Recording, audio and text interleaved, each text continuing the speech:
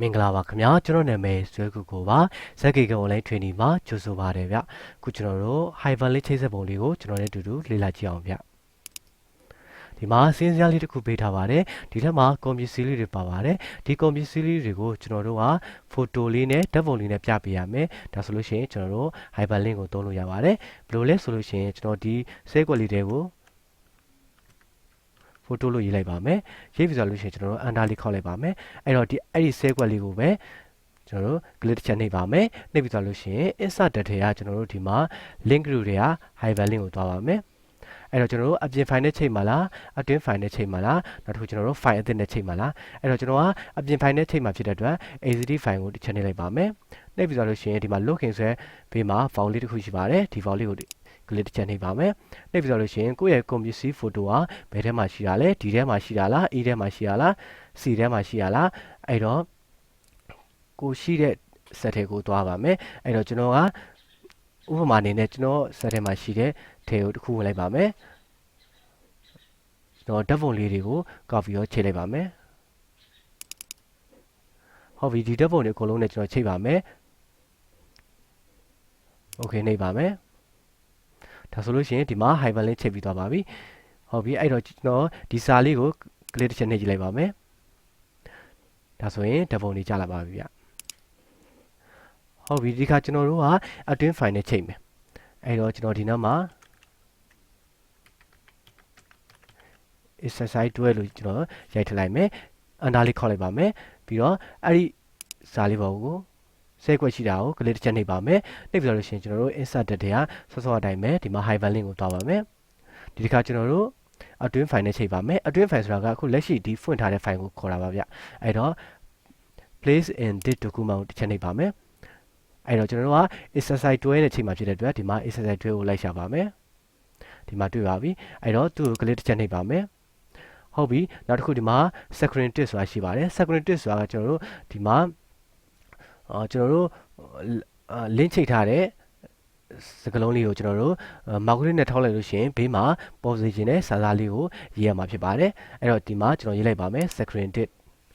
အဲ့တော့ဒီမှာကျွန်တော်က click to see မို့လို့ရေးလိုက်ပါမယ်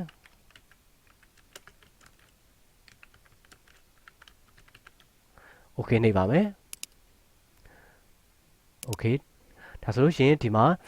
မောက်ကလေးနဲ့ထောက်လိုက်ပြီဆိုလို့ရှိရင်ကျွန်တော်တို့ဒီမှာအောက်မှာ file လေးကြာလာပါတယ် click to see mode ဆိုပြီးတော့စာလေးကြာလာပါတယ်ဟုတ်ပြီကျွန်တော်တို့နှိပ်ကြည့်လိုက်ပါမယ်ဒါဆိုလို့ရှိရင်ကျွန်တော်တို့ exercise 12ကိုရောက်ပါပြီဗျနော်အဲ့တော့ဒီနားမှာကျွန်တော်ကစောကကျွန်တော်တို့ exercise 6ကိုပြန်သွားမယ်ပြန်သွားဖို့အတွက်ဒီနားမှာကျွန်တော်က back လို့ရေးလိုက်မယ်ရေးပြီးသွားလို့ရှိရင်အန်ဒါလေးပြန်ခောက်မယ်ခောက်ပြီးသွားလို့ရှိရင်အဲ့ဒီစဲခွက်လေးကိုပြန်သွားပြီးတော့ကျွန်တော် insert တဲ့ထဲကဒီမှာ hyperlink ကိုပြန်သွားမယ်သွားပြီးတော့အဲ့တော့ဒီအတွင်း file နဲ့ပဲပြန်ချိန်မယ်အဲ့တော့ဒီမှာ exercise 6နဲ့ပြန်ချိန်မယ်ဒီမှာ exercise 6ရပြီဟုတ်ပြီစောအတိုင်းပဲ screen တစ်ထဲမှာ click to see မို့ရေးလိုက်ပါမယ်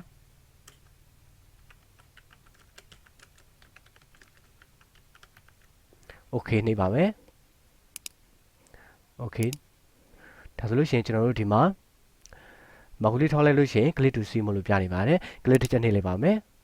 exercise 6ကိုပြန်ရောက်လာပါပြီဗျဒါလေးကကျွန်တော်တို့အတွင်း file နဲ့ချိန်ထားပါနောက်တစ်ခုကျွန်တော်တို့ file အသစ်နဲ့ချိန်ပါမယ်အဲ့တော့ဒီမှာကျွန်တော်က2021လို့ရေးလိုက်ပါမယ်ဟုတ်ပြီဒီ2021 စဲကွက်လေးကို click တစ်ချက်နှိပ်ထားမယ်နှိပ်ထားပြီးတော့ဒီမှာ insert တဲ့ထဲက hyperlink ကိုတွားပါမယ်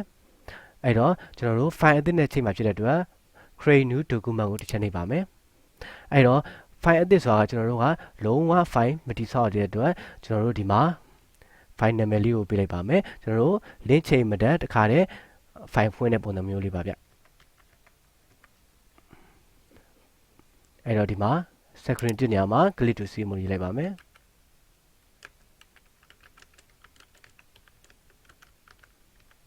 โอเคနှိပ်ပါမယ်โอเคနှိပ်လိုက်ပါမယ်ဒါဆိုလို့ရှိရင်ဒီမှာ file delete ကျလာပါပြီဗျ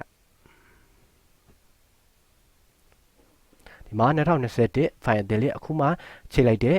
အခုမှချိန်ပြီးတော့တစ်ခါတည်းဖွင့်လိုက်တဲ့ file delete ကျလာပါပြီဗျ ဟုတ်ပြီကျွန်တော်တို့ဒီကောင်လေးကိုမလိုချင်တော့ဘူးပြန်ဖြတ်ချင်တယ်ဆိုလို့ရှိရင်ဆဲကွက်လေးကို click တစ်ချက်နှိပ်ပါမယ်နှိပ်ပြီးတော့လို့ရှိရင်ကျွန်တော်တို့ Hyperlink နဲ့ကိုပြန်သွားပါမယ်သွားပြီးတော့ဒီမှာ remove link ဆိုတာရှိပါတယ်အဲ့ဒါလေးကိုတစ်ချက်နှိပ်လိုက်ပါဒါဆိုလို့ရှိရင် Hyperlink ပြုတ်သွားပါပြီအဲ့တော့ဒီကောင်လေးကိုလည်းအဲ့လိုပါပဲ click ချက်နှိပ်ထားမယ်နှိပ်ထားပြီးလို့ရှိရင်ကျွန်တော်တို့ Hyperlink ကိုသွားမယ် remove link ဒါဆိုလို့ရှိရင် Hyperlink ပြုတ်သွားပါပြီအဲ့တော့ဒီကောင်လေးကိုလည်းအဲ့လိုပဲ click ချက်နှိပ်ထားမယ်နှိပ်ပြီးသွားလို့ရှိရင်ကျွန်တော်တို့ Hyperlink ကိုသွားပါမယ် remove link ဒါဆိုလို့ရှိရင်ကျွန်တော်တို့ link လေးပြုတ်သွားပါပြီဗျအဲ့တော့ဒီမှာထောက်ကြည့်လိုက်မယ်ကျွန်တော်တို့ဆော့နော်လို့မပွင့်တော့ပါဘူးဗျဒါ Hyperlink ပြန်ပြုတ်သွားတာပါဗျနော်အဆင်ပြေမယ်လို့ထင်ပါတယ်ဗျအဆင်ပြေပါစေဗျ